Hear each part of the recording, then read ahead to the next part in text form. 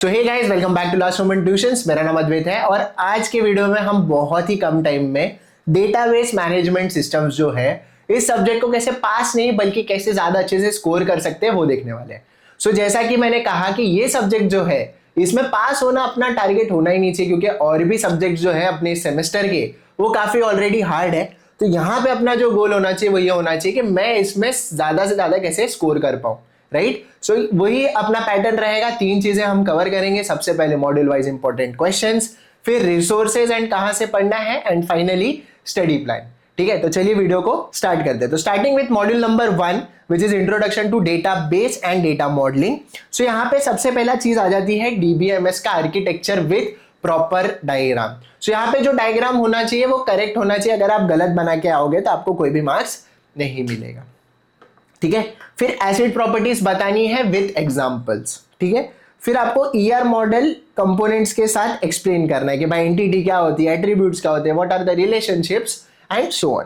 उसके बाद में types of attributes and keys with example आपके ईआर का। ओके, देन प्रायोरिटी 2 में क्या क्या आ जाता है, explain characteristics and applications of DBMS. वो तो आप जब ये पढ़ोगे तभी हो जाएगा। Cardinality and participation constraints, weak and strong entity sets. इसमें भी अगर आप हो सके तो ये वीक एंड स्ट्रॉन्ग वाला एंटिटी सेट्स को डेफिनेटली पढ़ लेना। उसके बाद प्रॉब्लम्स पे आ जाते हैं या स्टेटमेंट्स या न्यूमेरिकल्स पे। सो उसमें आपको ईआर में बेसिक सा एक स्टूडेंट कोर सिस्टम जैसा सिस्टम बनाने बोलेंगे, जिसका आपको बोलेंगे एंटिटी रिलेशनशिप डायग्राम बनाओ। ठीक है, तो उसमें आपको एंटिटीज आइडेंटिफाई करनी है, एट्रीब्यूट्स आइडेंटिफाई करनी है, उनके बीच का रिलेशनशिप्स आइडेंटिफाई करना है। ठीक है, तो प्रायोरिटी 1 और प्रायोरिटी 2 कैसे अपने को हैंडल करना है कि अगर अपने पास बिल्कुल भी टाइम नहीं है, अपन ने कुछ भी नहीं पढ़ा है, तो प्रायोरिटी 1 कर लेंगे। अगर थोड़ा भी टाइम है ग्लांस करने का तो एक इसमें 20 से 25 या फिर 30 मिनट्स मैक्स हम ये भी एक बार ग्लांस कर लेंगे अगर बिल्कुल टाइम नहीं है। और अगर टाइम है तो इनको भी हम इनके साथ कवर कर लेंगे। बट जो मैं स्टडी प्लान लास्ट में बताऊंगा उसके हिसाब से पहले हम P1 निपटाएंगे फिर P2 पे आएंगे। ठीक है, P1 में आपके प्रॉब्लम्स भी आते हैं। ठीक है, ये नोट कर लेना। आ जाते हैं मॉड्यूल नंबर 2 पे, that is relational model and relational algebra. So इसमें जो प्रायोरिटी 1 क्वेश्चन है वो कौन से हैं कि एक्सप्लेन करो भाई रिलेशनल मॉडल विद एक स्कीमा। उसके बाद में ऑपरेशंस बताओ, सिलेक्शन, प्रोजेक्शन, यूनियन, जॉइन, सारी चीजें।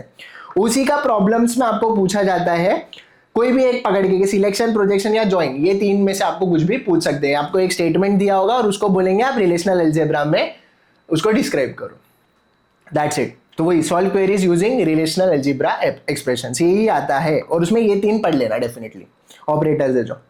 फिर explain different types of joints with example, तो यही जॉइंट्स है, उसी के एग्जांपल्स आपको कर लेने। उसके बाद प्रायोरिटी 2 में कार्टेशियन प्रोडक्ट पढ़ना है, इंटरसेक्शन एंड रीनेम, और relational algebra queries for given conditions. So इसका मतलब क्या है कि यहाँ पे आप और भी टाइप के एग्जांपल्स जो इनके अलावा है वो भी देख सकते हो, बट ये तो डेफिनेटली प्रायोरिटी 1 में करना ही है। मॉड्यूल 3 पे आ जाते हैं, सबसे इंपॉर्टेंट मॉड्यूल एसक्यूएल टॉप। सो इसमें आपको सिर्फ क्वेरीज लिखने आनी चाहिए, राइट। सो सिलेक्ट वेयर और ऑर्डर बाय की क्वेरीज, फिर ग्रुप बाय और हैविंग वाला एक एग्जांपल आ सकता है। एग्रीगेट फंक्शंस पूछे जा सकते हैं, उनको एक्सप्लेन करना। फिर जॉइंट्स का बहुत सारा ये लोग एसक्यूएल क्वेरीज पूछते हैं, और triggers with syntax and example, तो ट्रिगर कैसा लिखा जाता है और एक एग्जांपल। ठीक है, तो आपको बनाने यूजुअली नहीं बोलते हैं, बट एक सिंटेक्स और एग्जांपल डेफिनेटली पूछा जाता है। प्रायोरिटी 2 में आपके डीडीएल, डीएमएल और डीसीएल कमांड्स आ गए। व्यूज क्या होते हैं वो बता दिया, और नेस्टेड क्वेरीज बता दी। नेस्टेड क्वेरीज का आपको सीक्वल भी पूछा जाता है, वो आगे कवर करेंगे। तो प्रायोरिटी 1 इतना है, प्रायोरिटी 2 इतना है। अभी जो प्रायोरिटी 1 का जो एग्जांपल्स है वो मैंने यहाँ पे कवर किया है एसक्यूएल स्टेटमेंट्स में। तो आपको या तो बेसिक क्वेरी पूछी जाती है, एग्रीगेट में कुछ ऐसे टाइप के क्वेश्चंस होते हैं, ऑर्डरिंग, लाइक और ज्वाइन, ये 5 टाइप का आपको डेफिनेटली एसक्यूएल के सारी क्वेरीज करके जानी ही जानी है। तो इस पे आपको कम से कम 10 से 20 एग्जांपल्स कवर करने। सो अब ये सवाल आ जाता है कि ये सब पढ़ना कहाँ से, तो सिंपल से आपको क्या करना है, डिस्क्रिप्शन में आपको लिंक दी हुई है जो कि आपको इस बंडल पे ले आएगी, विच इज फॉर सेम4 कॉम्स AIML AIDS, जिसमें आपका DBMS, OS और कंप्यूटेशनल थियरी, ये तीनों सब्जेक्ट्स कवर्ड है। सो इसमें आपको क्या क्या मिल जाएगा, इसमें आपको वीडियो लेक्चर्स मिल जाएंगे, नोट्स मिल जाएंगे। नोट्स एज इन जो भी हम आपको इंपॉर्टेंस यहाँ पे बता रहे हैं उसी के सोल्यूशंस आपको वहां पे मिल जाएंगे, और एग्जाम में कितने हद तक लिखना है, क्या लिखना है, कैसे लिखना है, वो सारी चीजें वहां पे कवर्ड है। तो जैसे अभी मैंने एसक्यूएल का एग्जाम्पल दिया, सो बहुत सारे वहां पे एग्जाम्पल्स ऑलरेडी सॉल्व किए हुए हैं, तो आपको सिर्फ रेफर करना है, प्रैक्टिस करना है, and you are ready for your exam, right. So अगर आप सोच रहे हो कि डीबीएमएस के लिए मैं खर्चा क्यों करूं, सो यू आर राइट कि हाँ वो थोड़ा बहुत आप इधर उधर से पढ़ सकते हो, लेकिन जो बाकी के सब्जेक्ट्स हैं जैसे कंप्यूटेशनल थियरी हो गया, ओएस हो गया, उसके लिए आपको रिसोर्सेज लगने ही वाले हैं, तो why not buy it once and तीनों सब्जेक्ट के लिए आप डन हो जाओगे, राइट। सो एक बार जरूर चेकआउट करना। कमिंग बैक, तो ये हो गया अपना मॉड्यूल 3। अब आया थे module 4 which is database normalisation. So इसमें नॉर्मलाइजेशन आपको बताना है विद 1NF, 2NF, 3NF और BCNF, ये 4 टाइप का आपको पूछा जाता है। और फंक्शनल डिपेंडेंसी भाई क्या होती है, विद एग्जांपल्स आपको एक्सप्लेन करने आना चाहिए। और प्रायोरिटी 2 में इसके क्वेश्चंस आ जाते हैं कि एनोमलीज क्या होती है, एफडी क्लोजर क्या होता है, बेसिक्स आपको वहां पे बता देना है। आ जाते हैं मॉड्यूल नंबर 5 पे which is transaction management and concurrency control.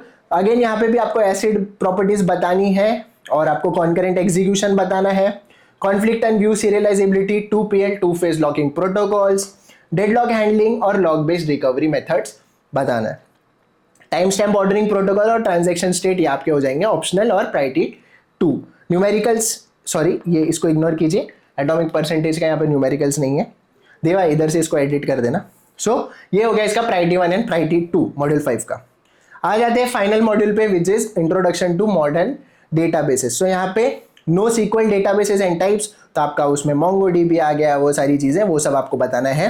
Distributed database कौन से होते हैं, क्लाउड डेटाबेस कौन से होते हैं वो बताना है, या क्या होते हैं वो बताना है, ठीक है।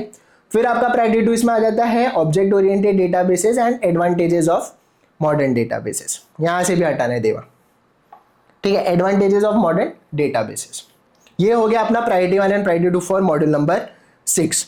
अब ये तो अपने को समझ में आ गया कि मॉड्यूल वाइज क्या क्या पढ़ना है।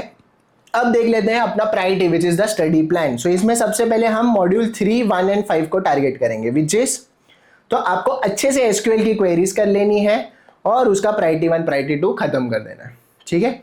फिर अपने को क्या करना है 3 के बाद 1 एंड 5, तो 5th मॉड्यूल में ये सारी चीजें, एंड फर्स्ट मॉड्यूल अपना जो है जिसमें प्रॉपर उसका आर्किटेक्चर ये वो ER डायग्राम्स ये सब कर लेना है। सब आप रेफर कर सकते हो, जो कोर्स मैंने आपको बताया उसमें सारी चीजें कवर्ड है, तो 10 जगह भटकने की कोई जरूरत नहीं है, ठीक है।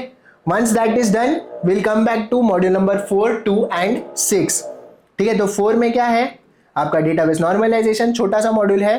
फिर second module which is your relational model, and then finally आपका मॉडर्न DB। ये तो घुसते घुसते एग्जाम में भी आप पढ़ लोगे, ये 30 to 45 मिनट्स में आप ग्लांस कर लोगे तो ईजी हो जाएगा ये।